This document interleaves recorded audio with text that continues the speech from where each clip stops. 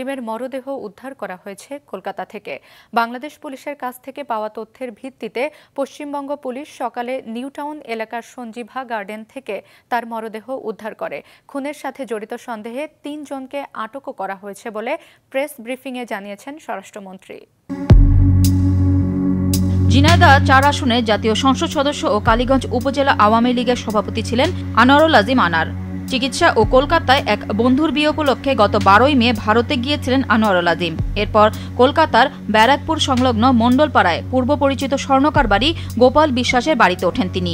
পরদিন ১৩ই মে দুপুরে চিকিৎসক দেখানোর উদ্দেশ্যে বেরিয়ে যান, কিন্তু সন্ধ্যায় ফেরার কথা থাকলেও তিনি আর ফিরে আসেননি। এরপরই বন্ধু গোপাল বিশ্বাস আজিম নিখোঁজ হওয়ার ঘটনায় ১৮ই মে পশ্চিমবঙ্গের বরানগর থানায় সাধারণ ডায়েরি করেন।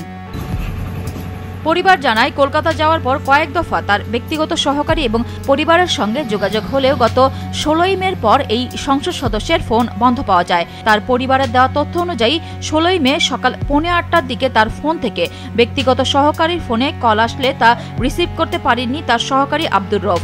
মূলত এরপর থেকেই পরিবার ও ব্যক্তিগত সহকারীর সঙ্গে যোগাযোগ বিচ্ছিন্ন হয় আনোয়ারুল আজিমের। স্বরাষ্ট্রমন্ত্রী জানিয়েছেন, এমপি আনোয়ারুল আজিম কলকাতার একটি বাসায় খুন হয়েছে বলে জানিয়েছে কলকাতা পুলিশ। এর সঙ্গে জড়িত বাংলাদেশি কয়েকজন। আজকে সুনিশ্চিত হয়েছে সকালবেলায় ভারতীয় পুলিশ জানিয়েছেন যে তিনি খুন হয়েছেন।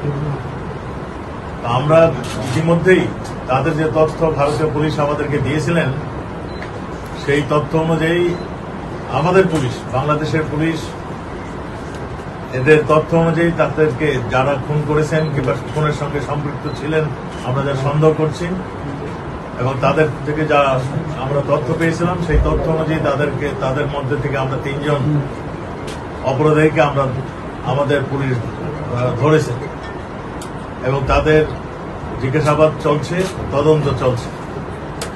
আপনারা জানেন ওই এলাকাটা একটা সন্ত্রাস কবল এলাকা, ওই ঝিনাইদহের এলাকাটা, ওই সীমান্ত এলাকা। আমাদের আনার সাহেব সেখানের মাননীয় সংসদ সদস্য হিসাবে তিনি দায়িত্ব নেবারও নির্বাচিত হয়েছিলেন। চিকিৎসার জন্য তিনি যাওয়ার পরে এই ঘটনাটি ঘটে। আমাদের পুলিশ এটা নিয়ে তদন্ত করছেন। আমরা শীঘ্রই ফোনের মোটিভটা কি ছিল আমরা আপনাদেরকে জানাতে পারব এবং ভারতীয় পুলিশ আমাদেরকে সব ধরনের সহযোগিতা করছে। আমাদের কাছে যা ইনফরমেশন, আমরা আরো ইনফরমেশন যখন পাবো তখন আপনাদেরকে আরো তথ্য আমরা জানাতে পারবো।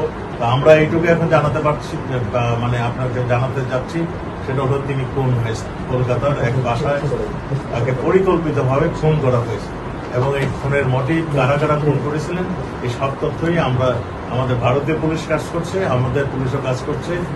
যেখানে মানে ইন্টারন্যাশনাল ওয়েতে যতখানি প্রয়োজন সবগুলি আমরা ব্যবস্থা নিচ্ছি। আনোয়ারুল আজিম দ্বাদশ জাতীয় সংসদ নির্বাচনে টানা তৃতীয়বারের মতো ঝিনাইদহ ৪ আসনের সংসদ সদস্য হিসেবে জয়ী হন। নুরুন নাহার উইলি, মাছরাঙা সংবাদ, ঢাকা।